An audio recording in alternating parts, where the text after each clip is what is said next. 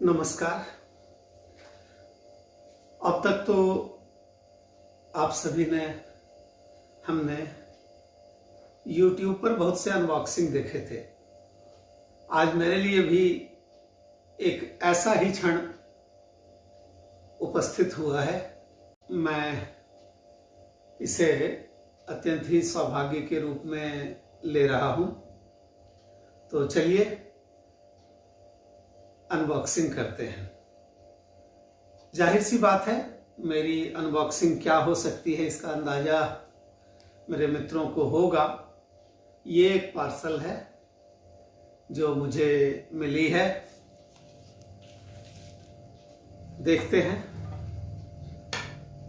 इसमें क्या है और वह आपके साथ साझा करता हूं।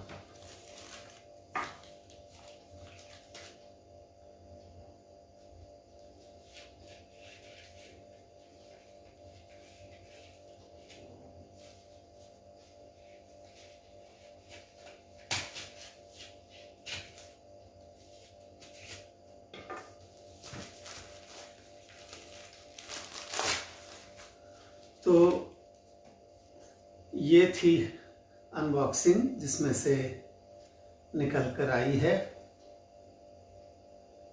अगर आप साफ साफ देख पा रहे हो,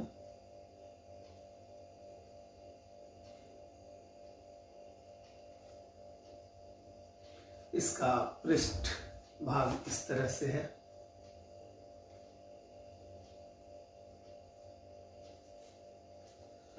तो इस पुस्तक का शीर्षक है 21वीं सदी के चुनिंदा दोहे, साझा संकलन भाग 1, जिसके संपादक हैं पुरुषोत्तम फौजदार दादा, जो आगरा से हैं। मैं सर्वप्रथम, इससे पहले कि इस पुस्तक के पृष्ठों को पलटूं, सर्वप्रथम इसके संपादक श्री पुरुषोत्तम फौजदार दादा का आभार व्यक्त करना चाहूँगा, जिन्होंने अनेक विज्ञजनों के साथ, अनेक विधा के महारथी लोगों के साथ मुझे भी एक कोने में स्थान दिया है। जाहिर सी बात है, यह पुस्तक है दोहा विधा की चुनिंदा रचनाओं का संकलन। जैसा कि विदित है कि आज के समय में बहुत सारी प्रजातियां विलुप्त होती जा रही हैं, जिनको बचाने के प्रयास भी किए जाते हैं सरकारी और गैर सरकारी तौर पर। परंतु इसी समाज में कविता की विधा चुपचाप मरती चली गई, जिसके लिए कोई आंसू बहाने वाला तक नहीं मिला। और कविता में भी सबसे पहले दोहा विधा विलुप्त हुई। यद्यपि किसी भी आमजन के मुख से आप कुछ लोकोक्तियों के रूप में या किसी और रूप में उद्धरण सुनेंगे तो आपको अक्सर कबीर, रहीम, तुलसी के दोहे मिल जाएंगे।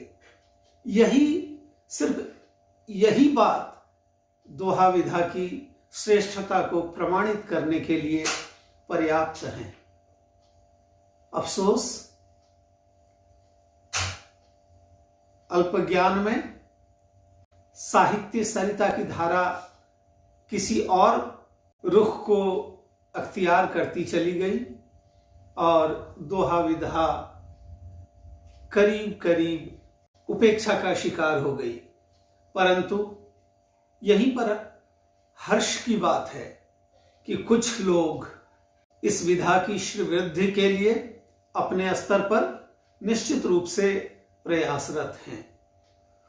और सोशल मीडिया कही जा सकती है कि इसमें अनेकों विसंगतियां भी हैं। साहित्य की जगह शोर शराबा अधिक है, परंतु इन सभी गुणों दुर्गुणों के होते हुए भी कुछ प्रयास होते दिख पड़ रहे हैं। कई लोग जी जान से दोहा विधा की अभिवृद्धि में, समृद्धि में लगे हुए हैं और कम से कम इस सोशल मीडिया ने इतना तो किया है कि लोगों को एक मंच उपलब्ध कराया है। पाठक भले ही उसमें नहीं हो, मुझे यह स्वीकार करने में कतई संकोच नहीं है कि इस सोशल मीडिया में तथाकथित सृजन कर्म की जो बाढ़ आई हुई है, इसमें पाठकों की संख्या नगण्य होती है, परंतु लेखकों के प्रयास दिखते हैं। तो क्योंकि इसकी सोशल मीडिया की अवधारणा ही है शेयरिंग विथ फ्रेंड्स, दोस्तों के बीच शेयर करना, तो एक दूसरे का पठन पाठन इसी बहाने से हो जाता है। यह भी कम महत्व की बात नहीं है, निश्चित रूप से उल्लेखनीय है। और इससे पहले कि मैं चंद दोहे प्रस्तुत करूं, पब्लिशर का नाम न लूं तो ज्यादती होगी। इस पुस्तिका के पब्लिशर हैं Nikhil publishers and distributors, Agra. मैं उनका हृदय तल से आभार व्यक्त करता हूं, जिन्होंने इस पुस्तक को अच्छे आकार में बिल्कुल सटीक संपादन के साथ और प्रयास किया है कीमत को भी कम रखने का। तो उनके इस प्रयास से मैं उम्मीद करता हूं कि दोहा विधा की श्रीवृद्धि होगी और यह पाठकों से भी जुड़ने में कामयाब हो पाएगा। जैसा कि अनुक्रमणिका से मैं देख पा रहा हूं कि इसमें 40 दोहाकारों के दोहे सम्मिलित किए गए हैं। उसी में चंद दोहे मेरी तरफ से भी हैं। अपनी रचना के संदर्भ में मैं अधिक नहीं बोलने की हैसियत रखता हूं, तथापि इतना कहना चाहूंगा कि मेरे लिए ये रचनाएं पाठकों को ध्यान में रखते हुए लिखी गई हैं, ऐसा दावा मैं नहीं कर सकता।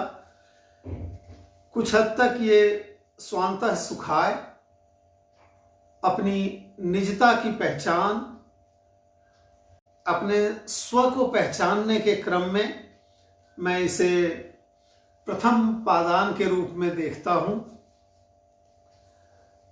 और इसीलिए यह जो निजता की पहचान, स्व की पहचान, अस्मिता की खोज शुरू होती है, वो मां के कोख से बाहर आते हुए उसकी आंचल की छाया से शुरू होती है और जीवन पर्यंत चलती रहती है।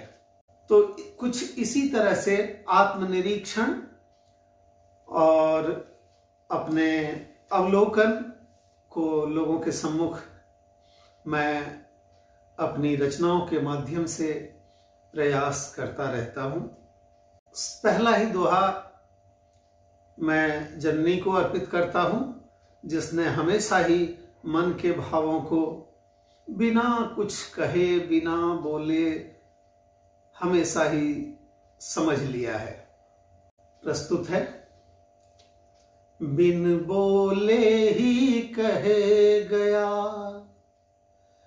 बिन बोले ही कहे गया, मन की सारी बात, बिन बोले ही कहे गया, मन की सारी बात, आंखों में ही पढ़ लिया, छुपी हुई बरसात, आंखों में ही पढ़ लिया, छुपी हुई बरसात।